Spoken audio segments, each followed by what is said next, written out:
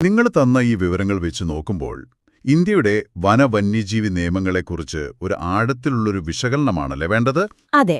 ഇതൊരു സാധാരണ ക്ലാസ് പോലെ കാണരുത്. ഒരിക്കലുമല്ല. മറിച്ച് നമ്മുടെ നിയമങ്ങൾ എങ്ങനെയാണ് കാലത്തിനനുസരിച്ച് മാറിയത്, അതിന്റെ ഒരു കഥ പോലെ നമുക്കിതിനെ കാണാം. തീർച്ചയായും ഒരു പരിണാമത്തിന്റെ കഥ. നമ്മൾ പ്രധാനമായും 3 നിയമങ്ങളിലൂടെയാണ് കടന്നുപോകുന്നത്.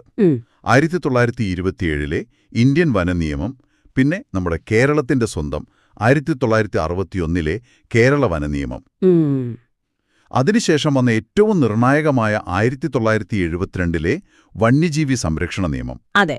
അപ്പോ നമുക്ക് തുടങ്ങാം. നമുക്ക് ആദ്യം ഇന്ത്യയുടെ സ്വാതന്ത്ര്യത്തിന് മുൻപുള്ള ആ നിയമത്തിൽ നിന്ന് തന്നെ തുടങ്ങിയാലോ? 1927-ലെ ഇന്ത്യൻ വനനിയമം, ഒരു ബ്രിട്ടീഷ് നിയമം. അപ്പോൾ സ്വാഭാവികമായും ഒരു സംശയം വരും. ഇത് ശരിക്കും വനങ്ങളെ സംരക്ഷിക്കാനായിരുന്നോ, അതോ വനവിഭവങ്ങളെ നിയന്ത്രിക്കാനായിരുന്നോ? വളരെ ശരിയായ ഒരു പോയിന്റിൽ നിന്നാണ് നിങ്ങൾ തുടങ്ങിയത്. 1927-ലെ നിയമത്തിന്റെ അതിന്റെ പ്രധാന ലക്ഷ്യം വനവിഭവങ്ങൾ, അതായത് തടി പോലുള്ളവ, സർക്കാരിന്റെ നിയന്ത്രണത്തിൽ കൊണ്ടുവരിക എന്നതായിരുന്നു. ഓഹോ. സംരക്ഷണം എന്നത് ഒരു രണ്ടാമത്തെ ലക്ഷ്യം മാത്രമായിരുന്നു. പക്ഷേ ഇന്ന് നമ്മൾ കാണുന്ന വനനിയമങ്ങളുടെ എല്ലാം ഒരു അടിസ്ഥാന ഘടന രൂപപ്പെടുത്തിയത് ഈ നിയമമാണ്. ശരി. ഇതിൽ 13 അധ്യായങ്ങളും 86 വകുപ്പുകളുമാണുണ്ടായിരുന്നത്. ഇതിന്റെ ഏറ്റവും വലിയ സംഭാവന അത് ഇന്ത്യയിലെ വനങ്ങളെ നിയമപരമായി 3 തരംതിരിച്ചു എന്നതാണ്. ആ തരംതിരിവ് ഇന്നും പ്രസക്തമാണല്ലോ. അതെ.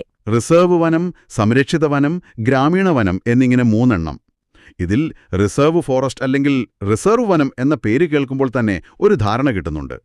അതായത് പൂർണ്ണമായും സംവരണം ചെയ്തത്, ഒരു അതീവ സുരക്ഷാ മേഖല പോലെ. അതുതന്നെ.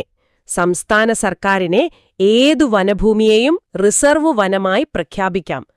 അങ്ങനെ പ്രഖ്യാപിച്ചു കഴിഞ്ഞാൽ പിന്നെ അങ്ങോട്ട് ഫോറസ്റ്റ് ഓഫീസറുടെ അനുവാദമില്ലാതെ പ്രവേശിക്കാനോ മരം മുറിക്കാനോ കന്നുകാലികളെ മേയ്ക്കാനോ ഒന്നിനും സാധിക്കില്ല. കേരളത്തിലെ അട്ടപ്പാടി, കോന്നി വനമേഖലകളൊക്കെ ഇതിനൊരു ഉദാഹരണങ്ങളല്ലേ? അതെ, നല്ല ഉദാഹരണങ്ങളാണ്. അവിടത്തെ എല്ലാ അവകാശങ്ങളും സർക്കാരിൽ നിക്ഷിപ്തമായിരിക്കും. ശരി. എന്നാൽ ഈ സംരക്ഷിത വനം അഥവാ പ്രൊട്ടക്റ്റഡ് ഫോറസ്റ്റ് എന്നതിൽ എനിക്കൊരു സംശയമുണ്ട്. റിസർവ് വനത്തിൽ നിന്ന് ഇതിനെന്താണ് പ്രധാന വ്യത്യാസം? നിയന്ത്രണങ്ങളിൽ എന്തെങ്കിലും ഒരു അയവുണ്ടോ? തീർച്ചയായും ഉണ്ട്.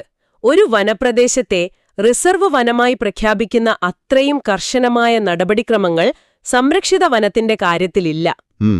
ഇവിടെ ചില കാര്യങ്ങൾക്ക് സർക്കാർ ഇളവുകൾ നൽകാറുണ്ട്.